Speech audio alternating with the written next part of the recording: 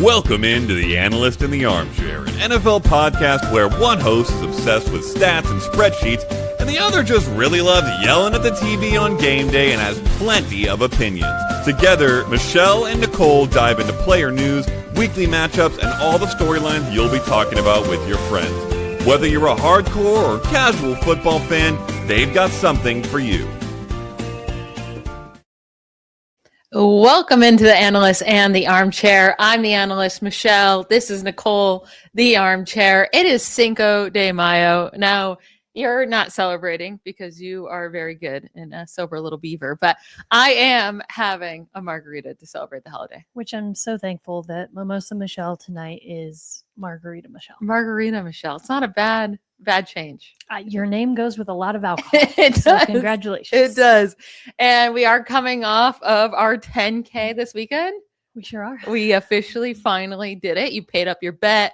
You wore the Aaron Rodgers jersey the entire time. Sure did. You didn't even cry about it.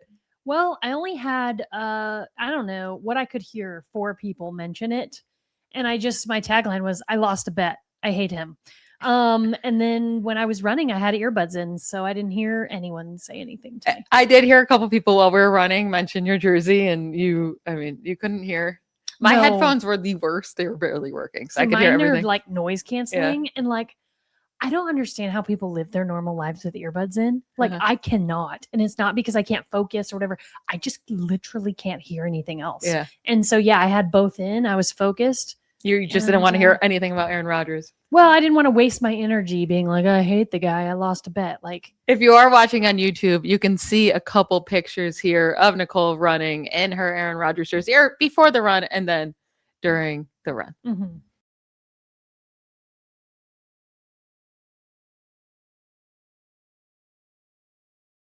So you did it like a champ. I will give you that. And we ran pretty much the entire thing. I mean, we only took quick little breaks for water. You killed it. So yeah, I didn't have a plan. I've never run 6 miles before, ever. So I think probably the most I've ever run was a 5K. Yeah. At one time. So yeah, so I'm proud, right? Like, and it wasn't fun by any means, because as Michelle knows, I have a few injuries going on. I've got a hip thing, and then me and Brock Purdy and Joe Burrow, we've got turf toe. So unlike Joe Burrow and Brock Purdy, you still did your thing through it. You didn't quit. You didn't sit out. That's right. You still did it. That's right. So are we saying you're better than Purdy and Burrow? I'm much more of a man than both of them. Yes. So I've got that going for me. But yeah, no, it was good. I'm glad we did it. I'm glad it's over. But wearing the jersey, I will say, wasn't as bad as I thought. That was the part that I was like, this is going to be brutal. It's black.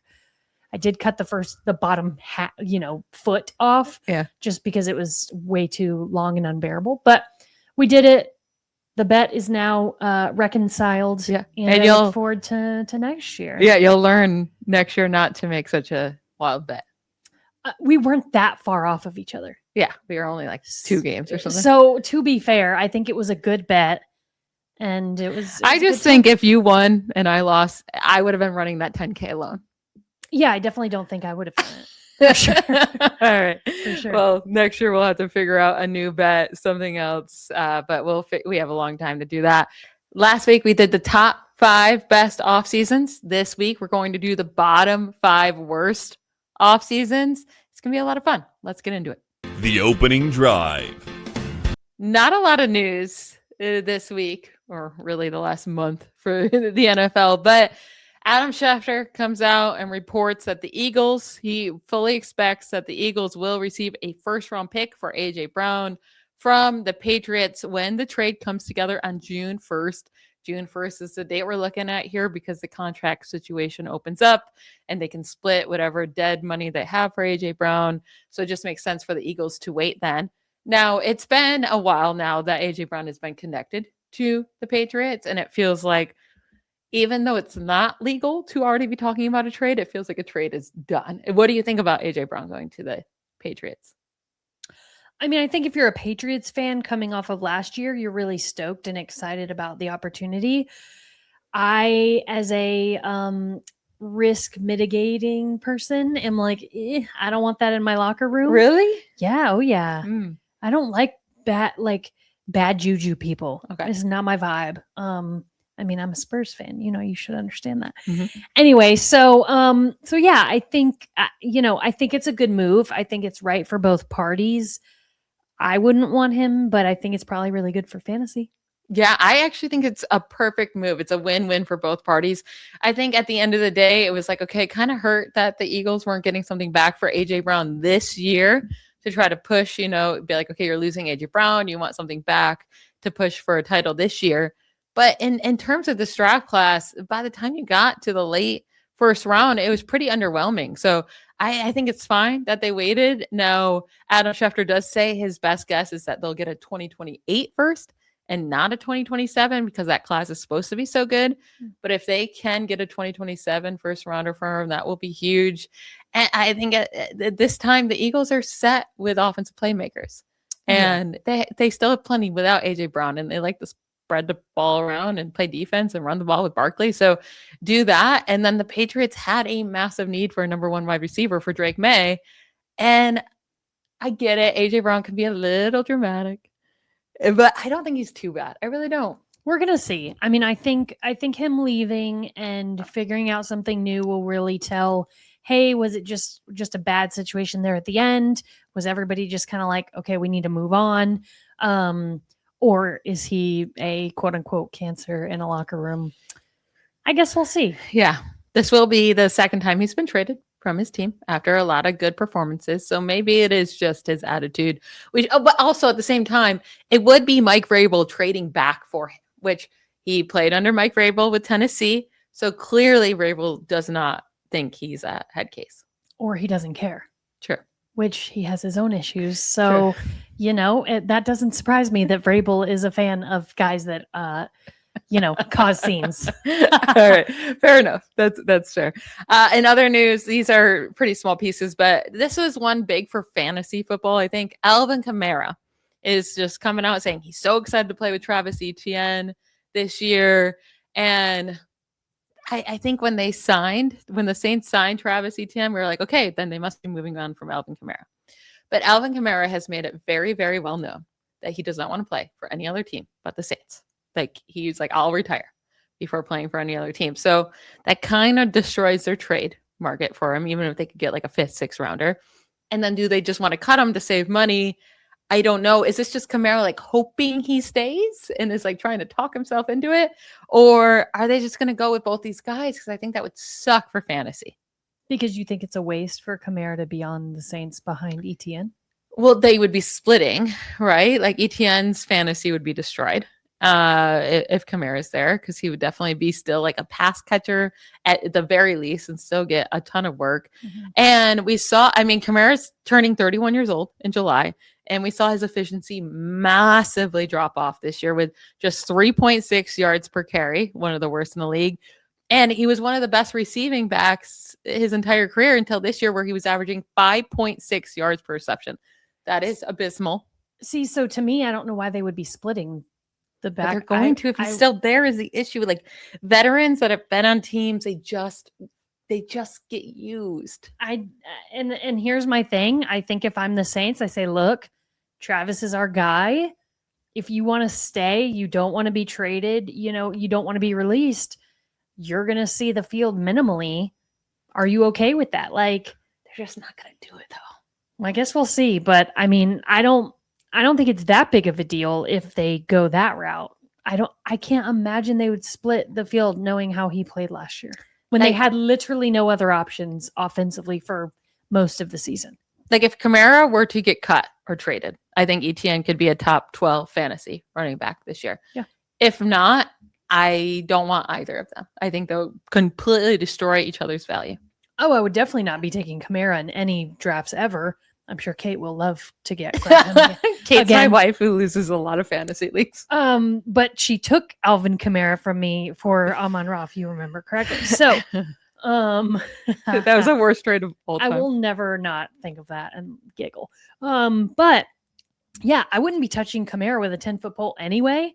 So I mean, why not grab Travis Etienne if they are quote unquote splitting? Grab Etienne a little later and see what happens. Well, it won't be later. Kamara will definitely be going later. But either way, it's just going to be a disaster for fantasy. I don't think it's that big of a deal. I think you're being very dramatic about it. Another team that will be a disaster for fantasy. I don't think the Saints will be. I'm not saying that. But the Browns will be a disaster for fantasy, most likely. Always. And it's because they can't figure out their quarterback situation. And it seems like right now, Deshaun Watson is the leader in the quarterback room for the Browns. He is the leading guy in minicamp, and he's outplaying Shedeur Sanders, which, okay, obviously. But it sounds like last year, taking Dylan Gabriel and Shedeur Sanders may be just completely wasted picks because they're going to stick with Deshaun Watson unless he implodes, which he has imploded. But this is the final year of his monstrous, stupid deal he got a handful of years ago. Yeah, I mean, I think anything with the Browns and offense is a moot point at this juncture. Sure, their defense is always going to be, something to talk about, but they've just got so many issues on offense. I don't think it matters if it's Watson or Sanders back there throwing the ball, quite frankly. It's a bunch of young guys. I mean, they drafted Denzel Boston. They have Harold Fannin Jr. from last year, the tight end they took who led the team. They drafted another wide receiver early in Casey Concepcion.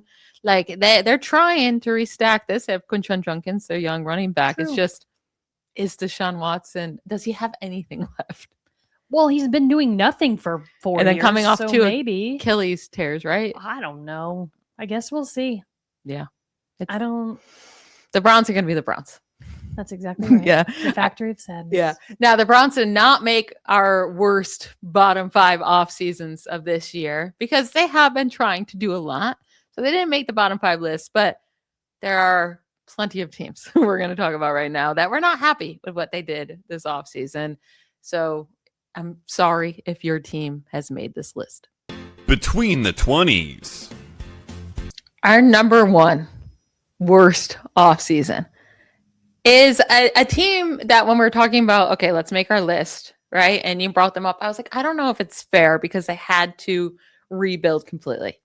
And it's the Miami Dolphins. And I was like, okay, they had to rebuild, so they got rid of a bunch of pieces. Is it really the worst offseason? Like, you'd rather try to rebuild than be stuck in, below average at best, which they were stuck at 100%. Sure. But then I thought about it fully after, because you brought up the Dolphins and I was kind of hesitant. And I decided, yes, they've had the number 1 worst offseason. Because here's the thing, when you're a bad team, there's nothing but opportunity out there for you.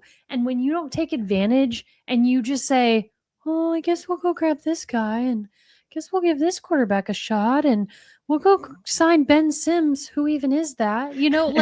That's my thing is like, you have the world at your fingertips of opportunity.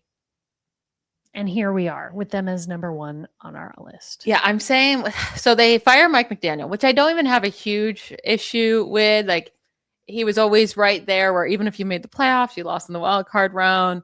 They did pick it up at the end of the season, whatever. But signing Jeff Hafley as your head coach doesn't give me a ton of inspiration either. Like, the 2 seasons he was the defensive coordinator with the Packers. Sure, the Packers were a good defense when they had Micah Parsons. But outside of Parsons in 2024, and then once Parsons got hurt in 2025, it was a pretty underwhelming defense, meaning Jeff Hafley cannot create something out of a bad roster, right? It's not like being impressive.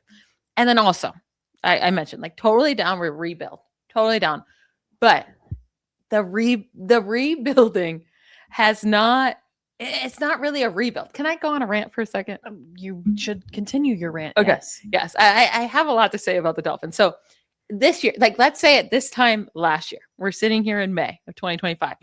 And I tell Dolphins fans and you that in just 1 year that they will no longer have Mike McDaniel as head coach, no longer have Tua Tagovailoa, Tyreek Hill, Jalen Waddle, Jonnu Smith, Bradley Chubb, or Jalen Ramsey, right? You lost all those guys. Which, okay, if you're going to rebuild, you got to trade your good players away.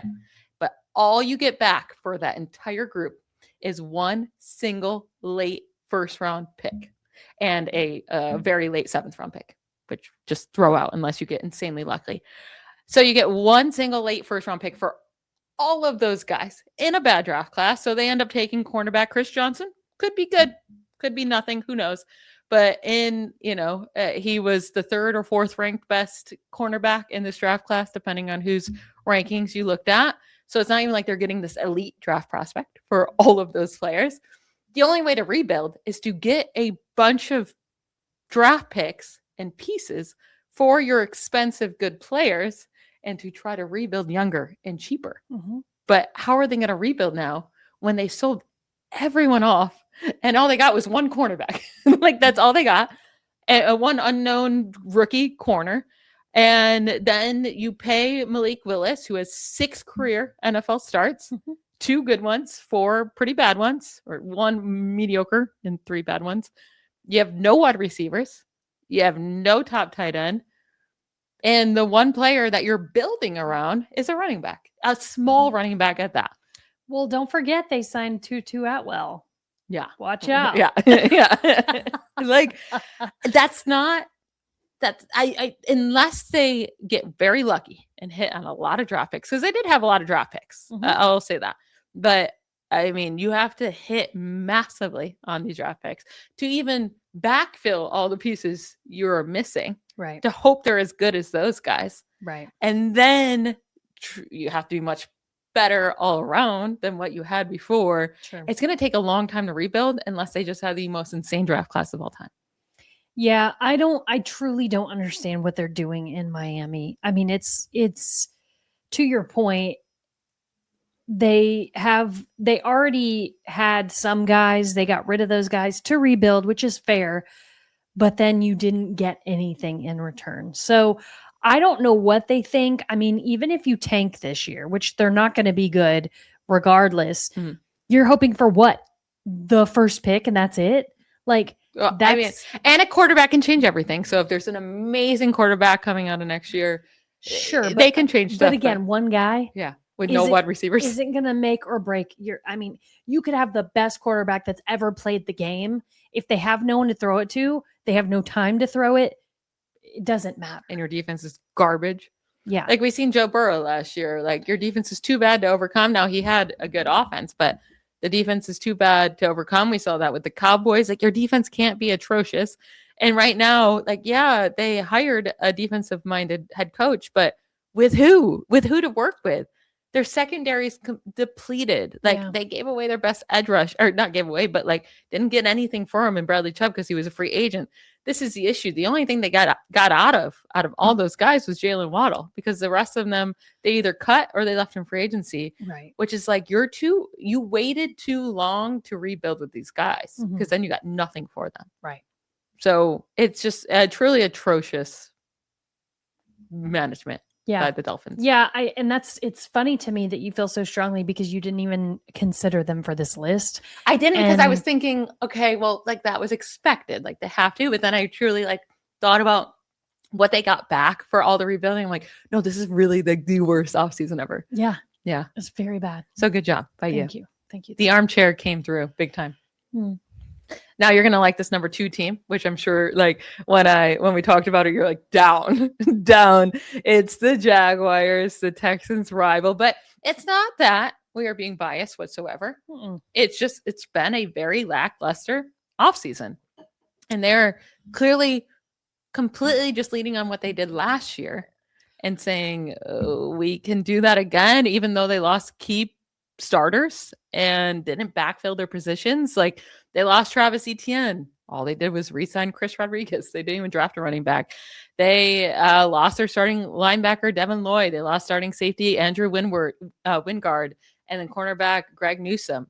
And literally the only moves they have made this offseason is Chris Rodriguez signing from the Commanders. He's fine, but definitely below average running back, right? And then they traded for a defensive tackle from the Falcons, Rook. I don't even know how to say his last name. Aroro.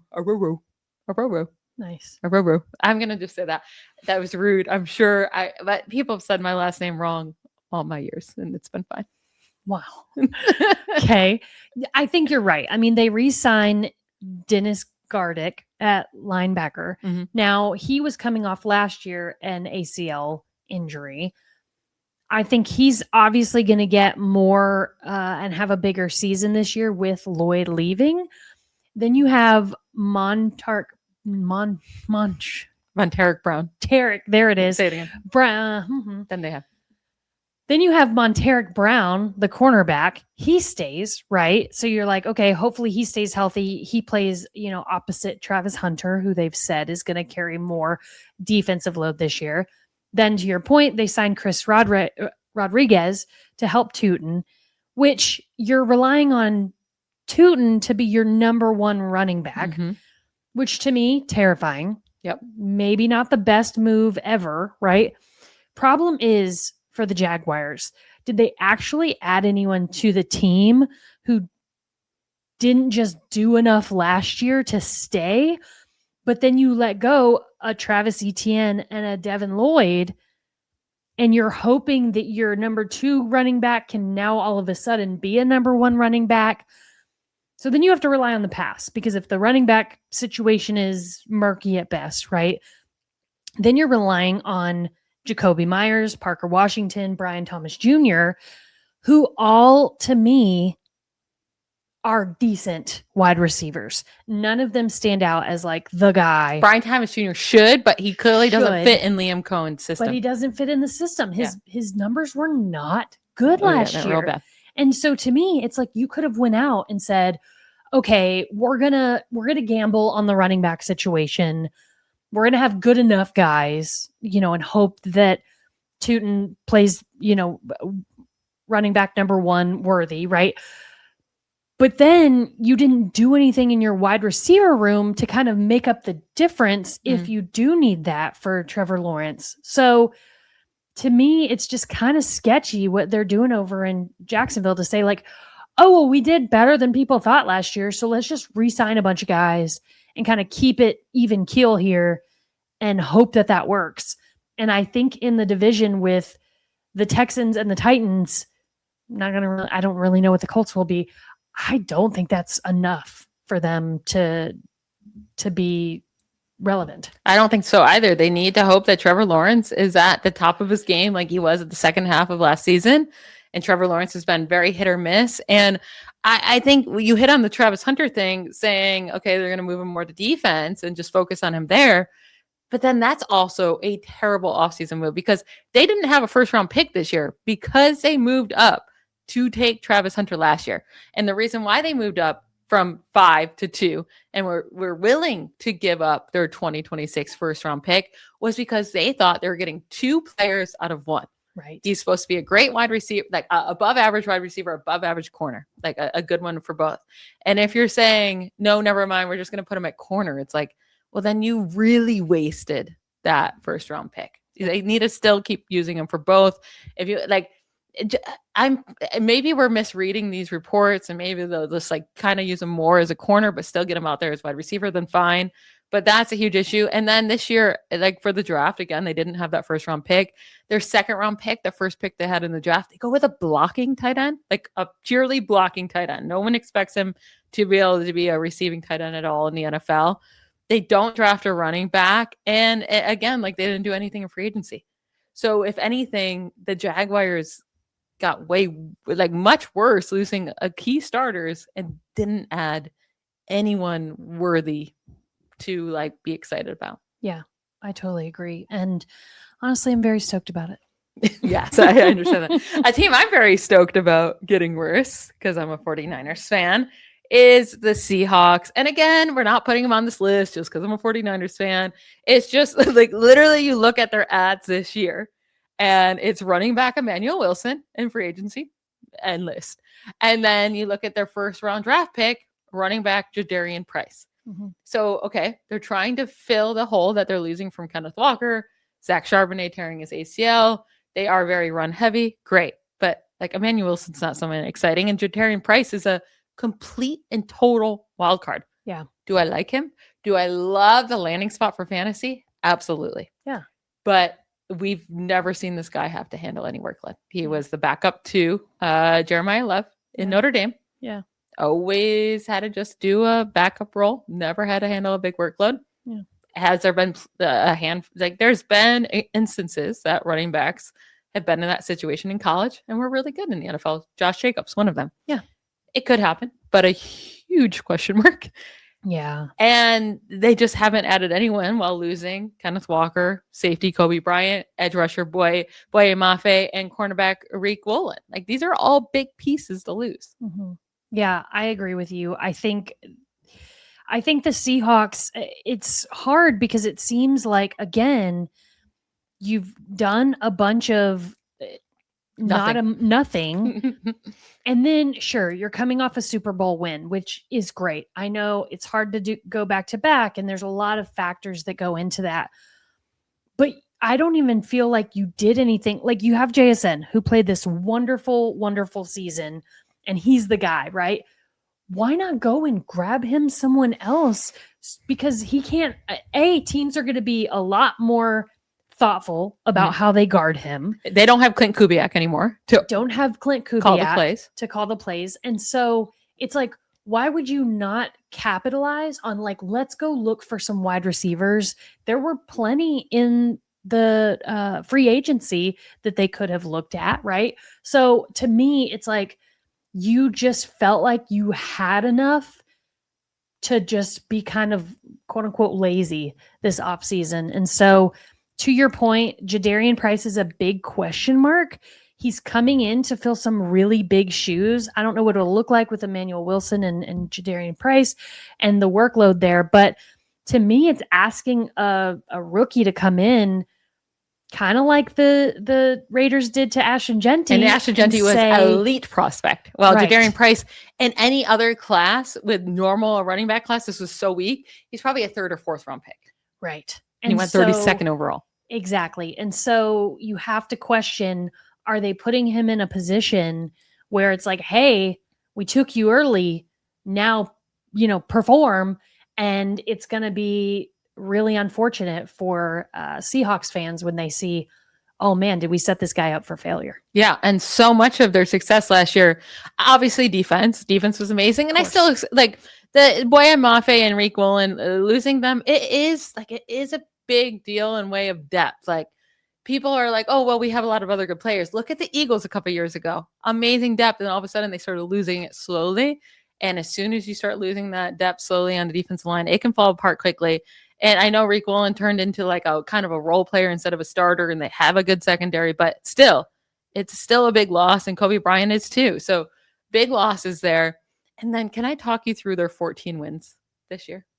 Yes. Okay. I'm going to just talk through the 14 wins. Okay. Because they are so really resting on their Super Bowl win and thinking they're all groovy, right? Mm-hmm. So let's go through these 14 wins that they had. Groovy is a hilarious word to just use, but continue. Yeah, let me rant here for a second. I know I'm going to sound like a bitter old 49ers fan and a Sam Darnold hater, but the Seahawks truly did have a really easy schedule overall in the regular season, and their Super Bowl run, like, they got the bye, right? Because they got to play week 18 to get the number 1 seed against the depleted 49ers team. Cool. And then they get to, their first game back after the bye, 49ers again against the same depleted team, even worse because George Kittle was gone. So they win that game, and then they win a close game in the NFC Championship against the Rams, which you have to give them credit for. But there was also that muff punt. Like, I swear to goodness, if the Rams and Seahawks played 10 times, I think the Rams win at least 7 of the 10 times. Yeah, maybe 8, maybe 9. But they win a 4-point game. The Rams have that muff punt to really give that Seahawks 11-point lead there in the second half, but it should never happen. Then they get the Patriots in the Super Bowl, which I can't think of a more mediocre team to make the Super Bowl than the 2025 Patriots. It was pretty devastating. Yeah. So I just think with all the pieces they lost, with losing Clint Kubiak, with not adding additions, with all of this, they're being a little too cocky going into this year. Yeah. I mean, I agree with you. I'm not going to be surprised if they miss the playoffs. I will not be surprised at all. Not in that division. No, I agree with you there. Yeah. All right. Number 4, I'm going to look like such a hater. It's the Packers, but they were, I have all the information to back it up. Mm-hmm. I mean, last season, I feel like everyone was like, oh, the Packers were so good, right? And then 9-6-1 is where they finished. 9-6-1. 9 wins. And then you're saying, okay, 9 wins. And that's with having Micah Parsons for the majority of the season. But now he's coming off a torn ACL, which is the guy you gave away your first round pick for this year, Right. which still I think is a fine trade. Like you don't know what injuries are going to happen. Parsons was great for them. That's completely fine. But you have to hope he comes back and is healthy. Then we can start with the receiver room because they lost a lot of pieces across the board. But let's start with the receiver room. They lost Romeo Doubs, who led the team in receptions, receiving yards, tied for the most receiving touchdowns on the team, which again, like I wouldn't have paid Doubs a lot of money. I think he's just a guy. But still, they lost him without adding anyone. They go and trade Dontavian Wicks, which again, fine with trading him. He is barely just a guy. Right. But you're getting thin now with the rest of your receiver room because this whole Packers process has been, well, we're not going to get like this elite top guy because we're just going to have a lot of good guys around Jordan Love. Well, now you're leaning on Matthew Golden, who is a massive disappointment as a first-round rookie. Yeah. Maybe he can step up next year, but I think both of us agree. Even with the Texas Longhorns, he was not that good. Not that good. I don't really even know why he was a first-round prospect. We were both very confused by that. Mm-hmm. Then the Christian Watson and Jaden Reed, good talents when they're on the field, great, but they barely can stay on the field ever. They're always injured. And even when they are on the field and they do have a really high upside, they're still very inconsistent. Mm-hmm. So leaning on that. And then Tucker Kraft, the top guy for you last year to start the season, coming off an ACL tear. So that's a lot of question marks on the offense. Yeah. And they didn't add anything. They only lost. And then even to add to the offense losing pieces, they lost 2 key guys on their offense line, and Elkin Jenkins and Rasheed Walker. So you have to hope the guys that fill in are as good as them. And it's not like they backfilled them with these great guys. They didn't actually send anyone. So they're just going off of their depth that they had in prior seasons. It's like, so already offense is looking terrible. Right. But not terrible, but like it's already been iffy. Yeah. And then they didn't really add anybody. Yeah. I mean, I agree with you. I think what's hard about the Packers is like, they're one of those teams that you're like, oh, the Packers, they'll always be relevant. Like they'll always be around. And they're a team that's always overhyped. Which, yes, you did say last year, and you were probably correct about, if we're being honest. So, yeah, I agree with you. I think for what they lost, I don't even think they've filled in those holes. These are even a little bit. These are the additions this year. Linebackers, J.R. Franklin, they traded for fine. Cornerback, Benjamin St. Juice, no one's excited about. Defensive tackle, Javon Hargrave, was once very solid defensive tackle, but he's past his prime. It's not there anymore. And then backup quarterback, Tyrod Taylor, to take up that Malik Willis backup spot. Fine. But so already the offense is looking scary. And then you look at the defense. They lost their defense coordinator, Jeff Hafley, which, again, I said, like, he's not like an elite defense coordinator. I don't think. Maybe he is. Sure. And then Parsons is apparently expected to be back early in the season. Okay. What does that mean? I don't know, but he tore his ACL pretty late. Yes. So how fast can he get back? And then they lost key defenders in Rashawn Gary, Quay Walker, and Kingsley Enagbare. So they lost all these pieces without adding anything. Yeah. And they're already, I said 9-6-1. It's 9-7-1. I always forget about that 17th game. It's hard to. And just because it's changed. It's so like drilled in my head 16 games from all those years. You've just liked football for too long. Yeah, I have. Whereas I'm like, it's 17. Yeah. Like to you, it's like, that would be so weird for it to be 16. Yeah. 18 weeks. Yeah. 17 Yeah. weeks. 17 weeks is like so like me. Like it's 17 weeks. What are you talking about? Yeah. The same thing with like San Diego. It's like the San Diego Chargers. Oh, the Oakland Raiders. No. The St. Louis Rams. No. You're old. That's all you're telling me. No, really, the only one that gets me is the San Diego Chargers for some reason. Like, I always want to say that. I don't know. I mean, I guess to me, it's silly that LA has 2 teams. Especially because, like the Chargers are hated. No one cares about them. Right. It's like, why does LA need 2 teams in that, in baseball, in... like, there's so many cities that would 2 love football. LA Lakers... Yeah, they have 2 the Clippers and the Lakers. Oh, the Clippers. Yeah. See? They have 2 baseball too, there, right? You know? The Dodgers and the I need you to be the baseball girl. Gosh, well now the Dodgers and the I keep wanting to say Rams, but obviously that's not it. LA Angel. No. Angels, yes. The Angels. Are they? Yeah. Angels. Good job. I don't think I would that's have never right. known. Yeah, Angels Because is they right. used to be the Anaheim Angels. Is that correct? Mhm. Okay, yeah. LA Angels. Okay. Dodgers and the Angels. Great. We know sports. We know sports. Just takes our brains a little while. We're not going to go to soccer or hockey at all. No idea. Or basketball.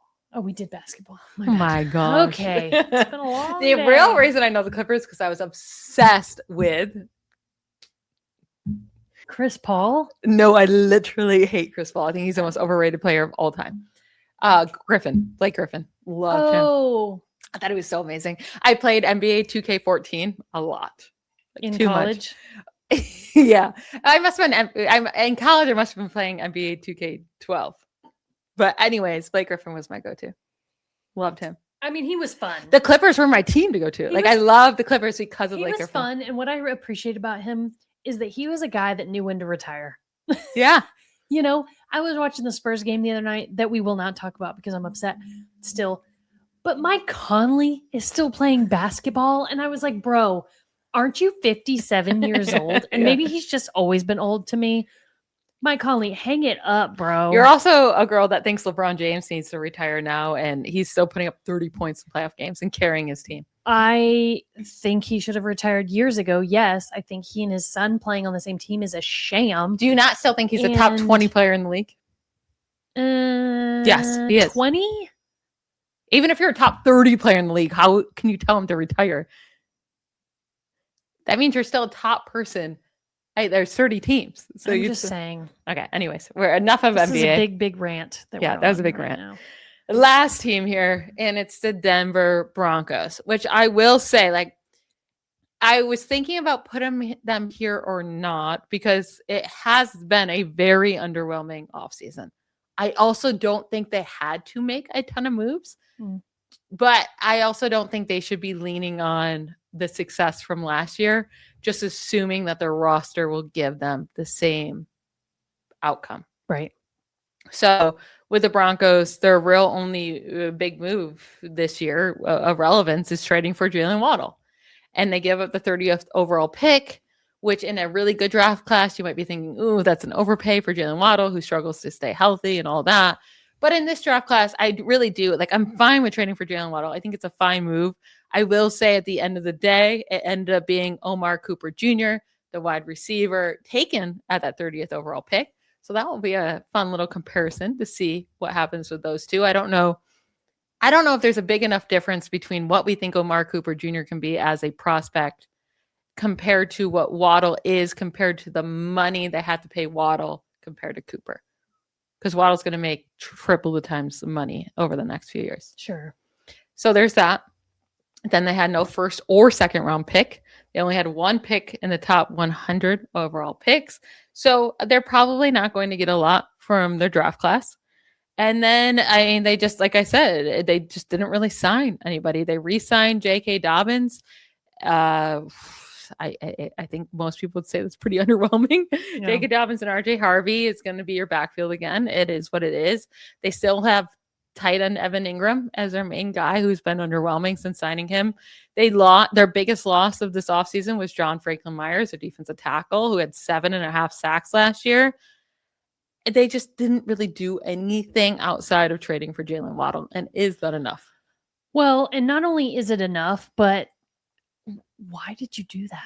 Like, and I know, like, I'm probably just being a Debbie Downer here, but like, and because I had Waddle in fantasy, he's not on the field. Like, he plays every other play because you're not sure if he's going to be hurt and he broke his leg, or he acts like he broke his leg every other if play. he just twisted his ankle and he needs a minute to like work it out on the sideline, right? Like, I think Jalen Waddle is great when he's on the field. That's about it. I do think he's better than anyone else they could have got at the 30th overall pick. I also don't know if that's true when you consider money intake, though. Right. So the amount of money that Jalen Waddle is going to be making while Amar Cooper is going to be making, I think it's like I have it here. It's 4 years, about $40 million for Amar Cooper. Yeah. And Jalen Waddle is going to be way more expensive than that. Yeah, for sure. So, I mean, I think that's the thing with the Broncos and Jalen Waddle. Now, you kept J.K. Dobbins. Will he be healthy enough to play? Probably not. I mean, Probably we've seen RJ Harvey, career. right? He carried the bulk of the load the last half of the season, whatever it was. However, whenever J.K. Dobbins got hurt, bunch of re-signings again. Yes, you were good enough to basically, let's say, make the Super Bowl because Bo Nix gets hurt and then backup guy comes in for quarterback. They didn't make the Super very Bowl close of that. AFC championship. Very close. They would have won with Bo Nix. They would have won and went to the Super Bowl, right? So you have to assume that. So, but it feels very Seahawk-esque of, okay, well, we were good last year, so we'll just re-sign a bunch of people, grab one more wide receiver, again, kind of leave our running back situation what it is and hope for the best. Yeah, and I think they really are leaning on what they did last year. And let me have the second minute. This is going to be your third rant. 3 minutes. I want you to know. No, because that one didn't count because this is my actual rant. But you still did it. Well, I'm not going to do it. I'm going to edit it out. Just say this is going to be your second rant. Okay. This is going to be your second rant, by the way. Are you allowing it? I'm allowing it. I just want everybody to be aware that I am now counting. When we get to negative teams, I have a lot to say. Yes. That tracks. Go ahead. I'm going to go through the Broncos' 14 wins this past regular season. Okay. All right. And this is what they're counting on for next year when they're going to be playing the number one division winner schedule, which is very, very hard because you have to play all the other winners in the division and all that, right? So very different schedule coming up for them. But these are their 14 wins this year. A close win to the Titans to start the year in week 1, which we now know the Titans end up being absolutely garbage. They beat up on the Bengals without Joe Burrow in week 4. They had a good win in a close 4-point game against the Eagles. Cool. I'll give them that. 2-point win versus the Jets. That's not worthy. 1-point win versus the Giants. Okay. Beat up on the healthy Cowboys. Best win of the season. I'll give them that. Good win and a close 3-point win versus the Texans. Close win. 3-point win versus the Raiders. Game-winning field goal versus the 6-11 Chiefs with time expiring. A 1-point win against the Commanders, end up being one of the worst teams in the league. A 7-point win versus, again, one of the worst teams in the league in the Raiders. 8-point win versus the average Packers without Micah Parsons. 7-point win versus 6-11 Chiefs with no Patrick Mahomes. Mahomes was out of it. And then a win in week 18 against the Chargers backups. And they only scored 19 points against the Chargers defensive backups. Right. And the Broncos were playing all their starters because they're going for the number 1 seed. Out of that, nothing really, like outside of the Cowboys win, I guess, but the Cowboys had a losing schedule, a losing record. And I guess the Packers, but again, without Micah Parsons, nothing is like, wow, you are really good. Yeah. Yeah. I mean, I think that's what's so misleading when you look back and you just see records, right? Because I think we could say the same thing about the Bears, right? We could go through the Patriots wins. Oh, yeah. And, we have against the Patriots. Or with the Patriots. Right. Yeah. There are so many teams that you think, wow, they won 13 games, whatever. Nobody wins 13. They won 12 games, right? Like a lot of people won 13. I don't think this year anybody did. Now that that's what I don't like about saying 13. The Jaguars did. Did they? They went 13-4. They suck. So anyway. So I think that's the thing when you look at these teams that win 12 games, you're like, wow, they had a great season. And then when you pull back the curtain a little bit and you put some context to that number and you say, oh, the Patriots played 10 teams that were below 500 or whatever, whatever the stats are. That I think is where like context is king. And so I think for the Broncos, I think time will tell, their schedule will tell this year if what they've done in this offseason, which we're saying is not enough, is really going to be exposed or not. Yeah. And I mean, in this division, it's going to come down to a lot. Is Patrick Mahomes back from the ACL tear? Right. Can the Chargers finally be what everyone thinks they should be in the last 10 years that we just keep hoping for? Do the Raiders get a little bit better? Like, I don't expect the Raiders to be better than Broncos, but they should be better than last year, right? And like the Broncos defense should still be very good. It's just relying on your team last year and not building towards better. Yeah. It's not really a good situation. Yeah, I agree with you. I think we're going to see what happens with the Broncos. I mean, I don't mind the Broncos, but I think it's interesting that we have a couple teams in this list that are like heavy defensive teams. So we'll see if, what they have going on in the Seahawks organization and the Broncos organization is enough. Like, can you really rely on defense to kind of carry some of these holes you may or may not have on offense? Yeah, absolutely. So that is it for our bottom 5 off-season list, but we still have our 2-minute warning. We're going to each pick a team where they would have made this bottom 5 list, in our opinion, but there was one move this offseason that saved them from making this bottom 5 list. 2-minute warning. All right, Nycole, who is the one team that just avoided this list because of a particular, move or draft pick or picks that they made this offseason to keep them off the bottom 5 list? Yeah, I think if you had listened to our episode last week, you probably would have assumed one of our picks for this list. Now, this team did not make our list, but they very, very well could have, and that is the New York Jets. Mm-hmm. Now, we are not impressed with most anything that they do most of the time, quite frankly. But in this offseason, they pretty much got rid of everyone on the team. They franchise tag Breece Hall, say, hey, you're our running back for better or for worse, right? And then they go in guns blazing to the first round, even trade up to get back into the first round and take 3 picks. So I'm kind of cheating where I'm picking 3. Okay. But I do think the Jets are saying make or break with these picks. Now they take David Bailey as the number 2 overall pick at the edge position, which you think, okay, bold. They took him over Arvell Reese, which again, bold. But you're like, okay, that's kind of exciting. Like, good for them. Then they go and grab Kenyon Sadiq. Thank you. And you're like, well, look at them. Like, that's also a good choice. Like, okay. And then lastly, they traded back into the first round to go grab Omar Cooper Jr. And so you have to kind of give it to the Jets of like, okay, you tried. You swung your bat as hard as you could in the first round.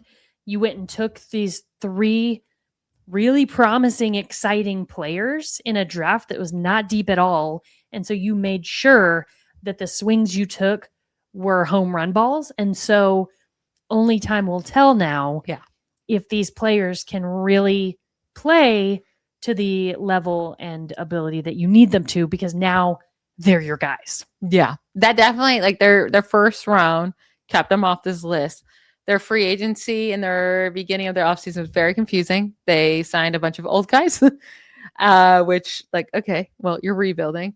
I like the reason why the Jets are on there and the Dolphins are because at least the Jets got real compensation for their top guys that they lost. Right. Like they really did. So cool. That's good.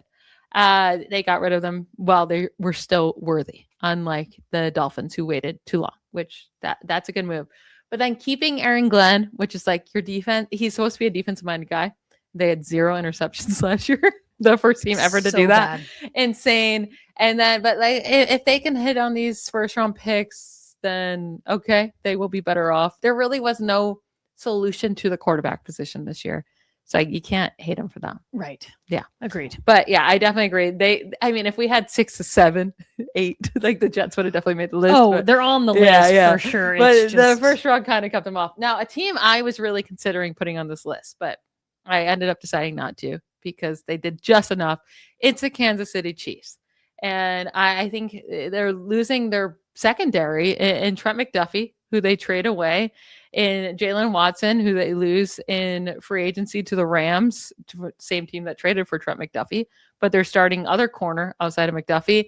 And then they're starting safety Brian Cook. Like, that's a big deal. And then they also lost a lot of other starters on defense, and Leo Chanel at linebacker, a lot of starting defensive linemen, and Michael Dania, Charles Omenihu, Derek Nottie. Like, they lost a lot of pieces, and they did not add very many pieces. I love the Kenneth Walker addition. They needed to add to the running game. Great. Yeah.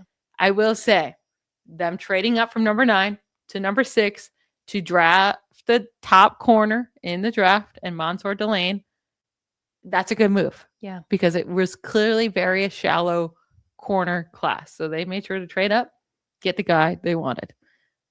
But he has to be elite. Right. He has to be very elite. Like, you trade away Trent McDuffie, and then you have to trade up to try to just like backfill his position. Now you are going to save a lot of money if he hits, because Delane is only going to cost $42 million over 4 years. Well, McDuffie signed $142 million with the Rams over 4 years. So you're saving over $80 million. Right. That's if Delane hits. Right. Right. Like, is he being, what is that? A third of the price, Mm-hmm. a little less than that.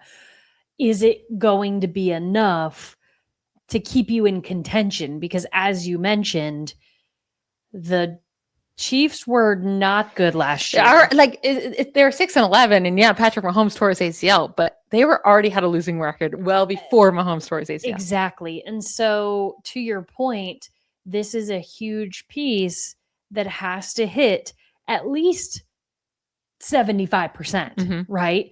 For them to not be on this list. Yeah. And then also hoping that the guy you brought him to be the second corner to take over Jalen Watson, hoping the guy, I do love Alohi Gilman, who they brought in to, backfill the loss of Bryant Cook. I love Alohi Gilman, but he has to also hit in the system.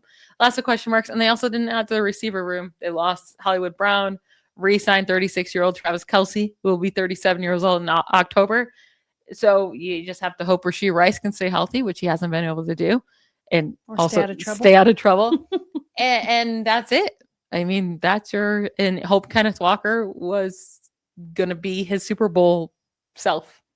Well, I mean, when Patrick Mahomes had the bulk of the running yards so many games he led the team. That was a big addition, I will say, the Kenneth Walker. But again, to your point, he has to be who he was the last half of last year. Yeah. So they're hanging on by a little thread here, not to be bottom-fied, the Chiefs and the Jets, but they just made it.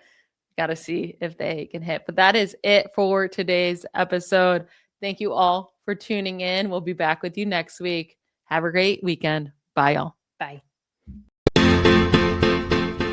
Thanks for listening to The Analyst in the Armchair. Don't forget to subscribe, follow us on socials, leave us a review, and comment to let us know what you'd like to hear next time.